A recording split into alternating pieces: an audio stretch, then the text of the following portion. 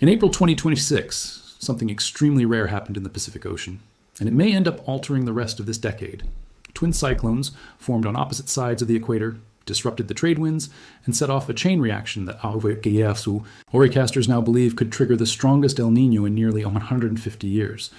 Reports of a coming Super El Niño flooded the media almost immediately, along with comparisons to the strongest event ever recorded back in 1877. By some accounts, that 1877 El Niño reshaped the world politically and stands as arguably the worst environmental disaster to ever befall humanity, contributing to the deaths of over 50 million people, roughly 3% of the entire world's population at the time. That number alone raises an obvious question: how is that even possible? So today we're digging into what actually happened. In 1877, and because this year's El Niño is unfolding in a completely different world, the real question worth asking is whether something like that could genuinely happen again. Climate shocks like this one never happen in isolation. They land on top of everything else already stressing the world right now, and that's exactly what makes this year worth watching closely. First, what exactly is El Niño? The El Niño Southern Oscillation refers to fluctuations in sea surface temperatures across the tropical Pacific. This oscillation swings between La Niña, which brings cooler temperatures, and El Niño, which brings warmer ones.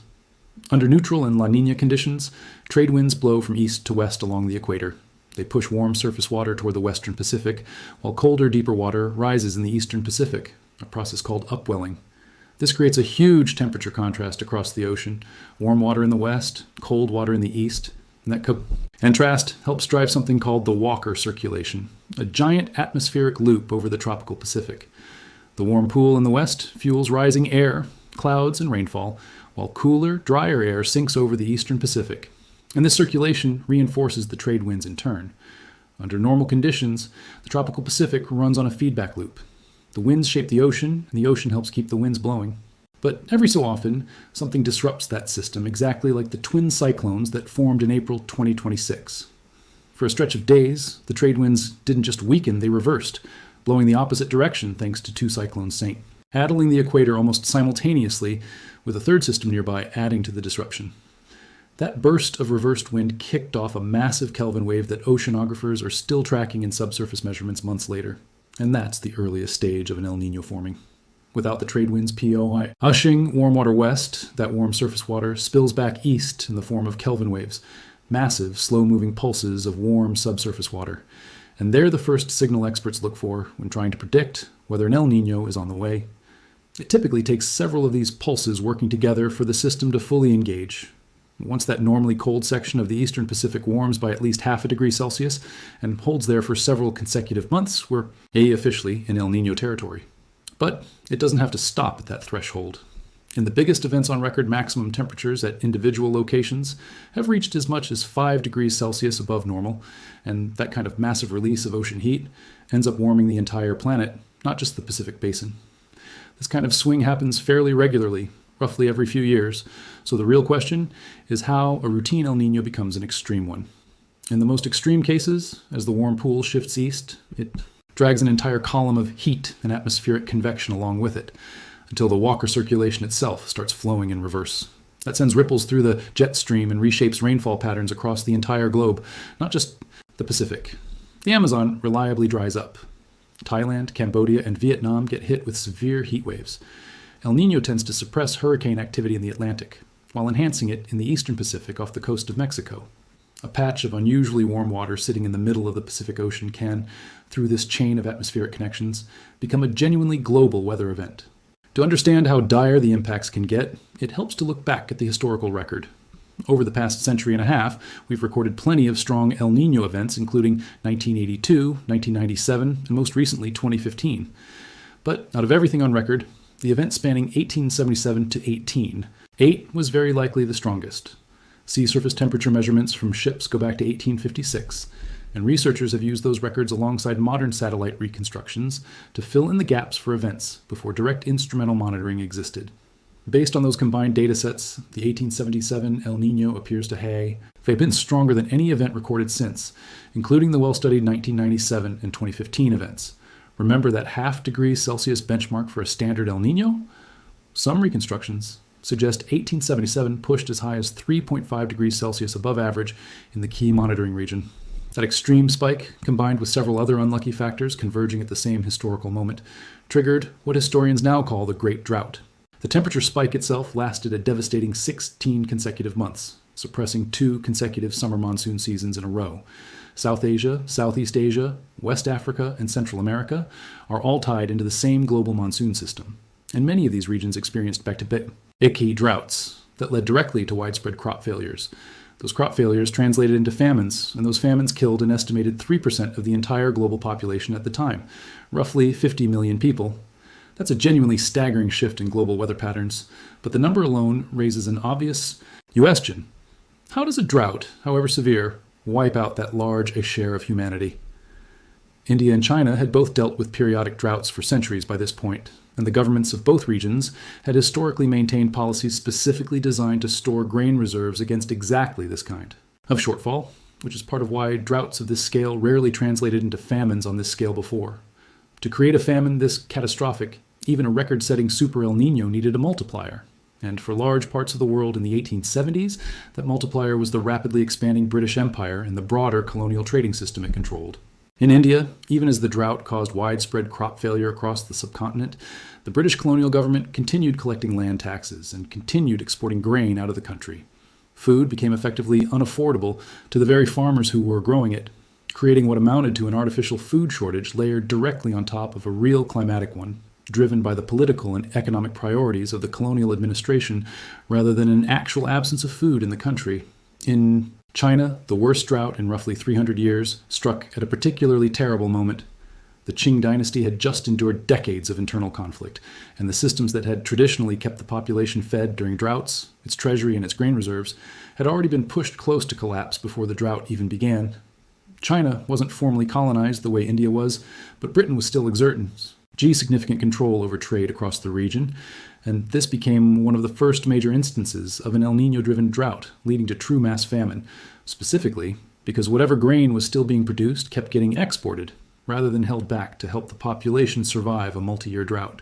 Mass starvation swept through both countries with devastating speed.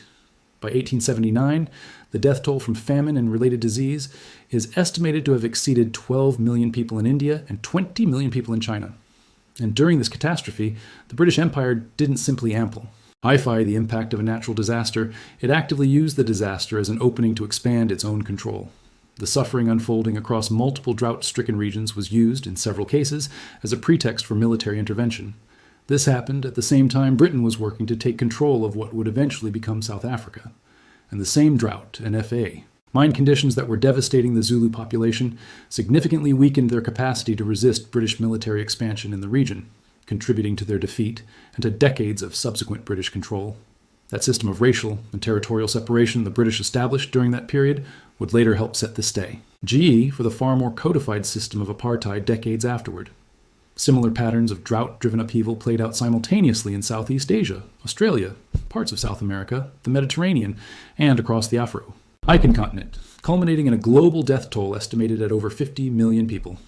So, yes, by the best available historical reconstructions, the strongest El Niño ever recorded really did contribute to the deaths of roughly 3% of the entire human population alive at the time. Which brings us back to the central question worth asking today. Could something like that actually happen again? Thanks to the existence of modern agriculture, global trade networks, and international emergency relief systems, we simply don't see famines on anything close to that What makes this moment particularly concerning is that there are already communities around the world facing elevated disease risk and significant food insecurity even before any El Niño-driven disruption hits, and those existing vulnerabilities are likely to be amplified rather than created fresh once a major El Niño event actually arrives. Here's also a compounding factor at play. The amount of time between major climate disasters has been shrinking in many parts of the world. When a community hasn't fully recovered from one climate shock before the next one arrives, its capacity to adapt and absorb further disruption gets progressively weaker with each successive event, rather than staying constant. And layered on top of all of this, is a genuinely worrying trend on the monitoring side. The very systems the world relies on to see these disasters coming and prepare accordingly could themselves get weaker in the years ahead, as budget cuts to federal weather, ocean, and climate science agencies threaten the underlying data collection monitoring networks and forecasting capacity that give communities enough lead time to actually prepare and respond before a crisis fully materializes. So will this El Niño event look anything like 1877 did? Almost certainly not in the same form. The specific colonial trade structures, the grain export policies, and the particular political configuration that turned a severe drought into a catastrophe. C, multi-continent famine in the 1870s simply don't exist in the same form today. But the absence of that exact historical structure doesn't mean this event can't still produce genuinely disastrous, world-altering consequences through a different combination of factors, specific to 2026. Ultimately, what matters most isn't how strong the El Niño event itself measures on an ocean temperature chart. It's how strong the downstream impacts end up being once that ocean heat starts reshaping rainfall, agriculture, and disease patterns around the world.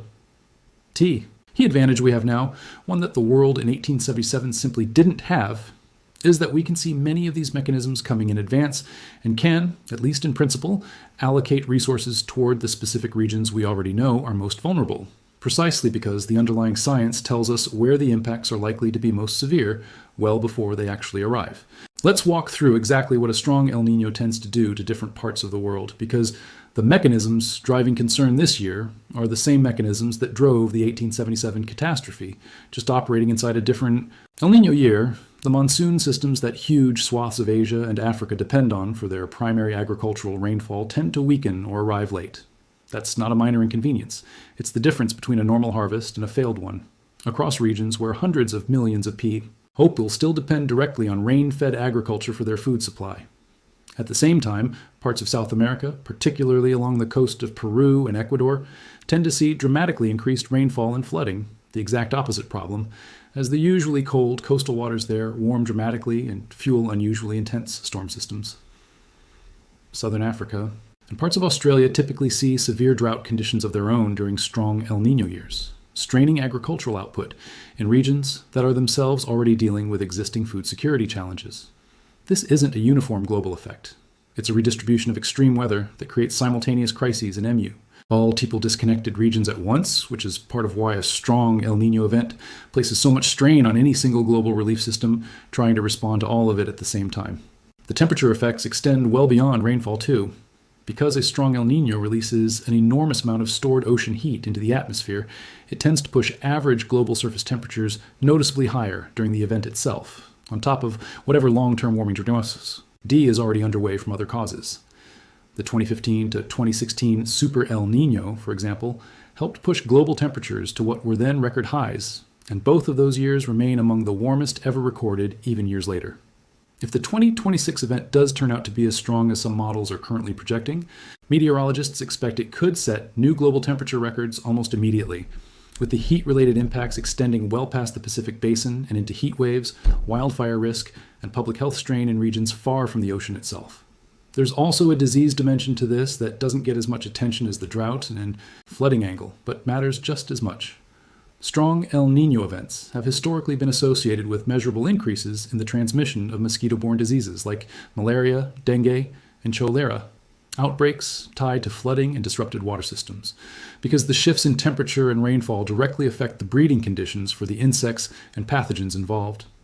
Public health researchers monitoring this year's developing event have specifically flagged concern that regions already dealing with strained health systems, some of them the exact same regions affected by the aid funding cuts mentioned earlier, could see disease outbreaks compound on top of the food security and flooding impacts, rather than each crisis being manageable in isolation.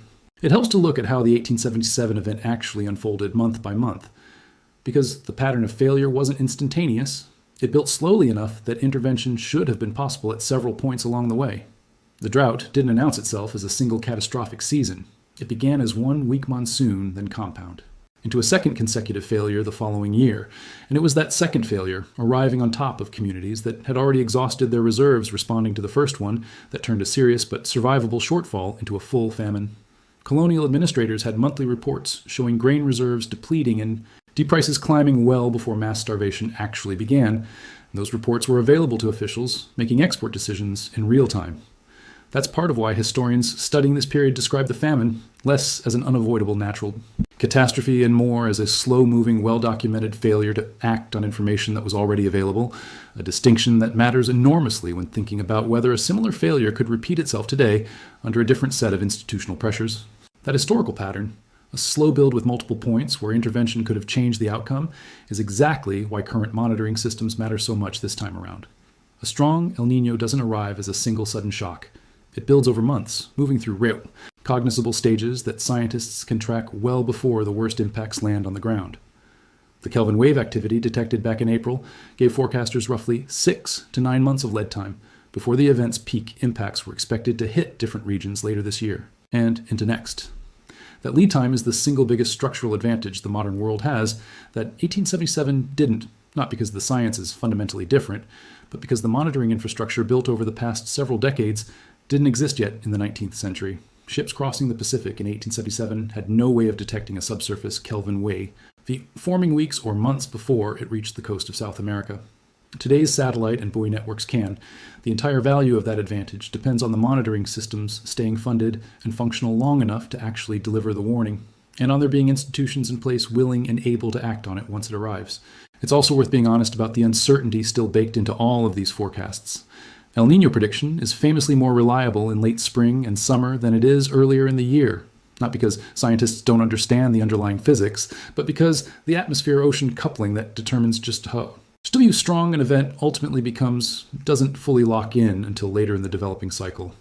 Some of the earliest, most dramatic model runs from April 2026 have since been moderated, somewhat, as more data came in through the following months, though multiple major forecasting centers, including NOAA and the World Meteorological Organization, have continued to describe a meaningful probability, well over half in some published estimates, that this event develops into what's classified as a very strong or super El Niño by winter. That's a real well-founded forecast based on actual oceanographic data, not hype, but it's also not a certainty, and responsible coverage of this story has to hold both of those things at once.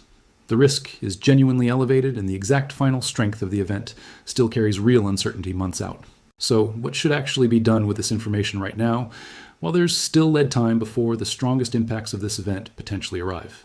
Agricultural regions that depend heavily on monsoon rainfall can use this advance war to adjust planting schedules, prioritize drought-resistant crop varieties where feasible, and build up grain reserves ahead of a potential shortfall.